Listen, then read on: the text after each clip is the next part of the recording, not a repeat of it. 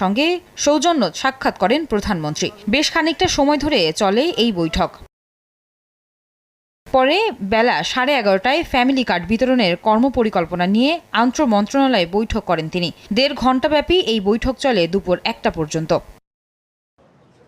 বৈঠক শেষে একে একে বেরিয়ে আসেন মন্ত্রী প্রতিমন্ত্রীরা। তারা জানান, ঈদের আগেই ফ্যামিলি কার্ড বিতরণের কার্যক্রম শুরু করতে চায় সরকার। ফ্যামিলি কার্ডের ইস্যুর বিস্তারিত উল্লেখ আছে, সেটা কার্যকর কিভাবে করবে সেটা নিয়ে আজ আলোচনা হয়েছে। ঈদের আগেই পাইলট প্রজেক্ট হিসাবে চালু হবে। সাউদি এক্সপ্রেস করবে ওভারহিটিং শেষ, ইঞ্জিন রাখে ঠান্ডা আর দিবে স্মুথ পারফরম্যান্স। Southee lubricants.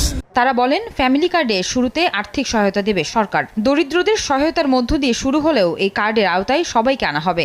পর্যায়ক্রমে দেশের প্রায় 5 কোটি ফ্যামিলিতে আমরা ফ্যামিলি কার্ড দিব। আমরা সেটাকে মাথায় রেখেই বাস্তবায়নযোগ্যভাবে শুরু করব। মূলত টাকার পরিমাণের চাইতেও